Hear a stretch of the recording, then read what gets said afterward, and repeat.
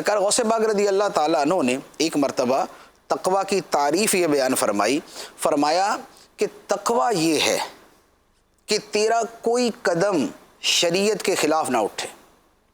تقوی یہ ہے کہ تیرا کوئی قدم شریعت کے خلاف نہ اٹھے. جو دین نے حکم دیا، جو اسلام نے حکم دیا، تیرا کوئی عمل اس کے برخلاف نہ اٹھے. اس کو حاصل کرنے کا طریقہ کیا ہے؟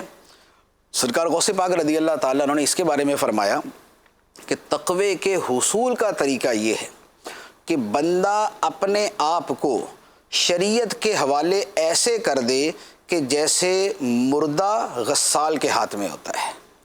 غسال اس کو جیسے چاہے پلٹے، جیسے چاہے ادھر کرے، مردہ احتجاج نہیں کرتا، مردہ آگے سے رزسٹ نہیں کرتا، مردہ آگے سے کہتا نہیں میرے ساتھ کیا کر رہے ہو. اسی طرح بندہ شریعت کے معاملے میں ہو جائے کہ شریعت اسے جو کہے بندہ آگے سے مزاحمت نہیں کرے گا، وہ چون چرا نہیں کرے گا، وہ آگے سے آرگیو نہیں کرے گا، وہ آگے سے جواب نہیں دے گا، بلکہ شریعت کا جو حکم ہوگا وہ اس کے اوپر عمل کرے گا.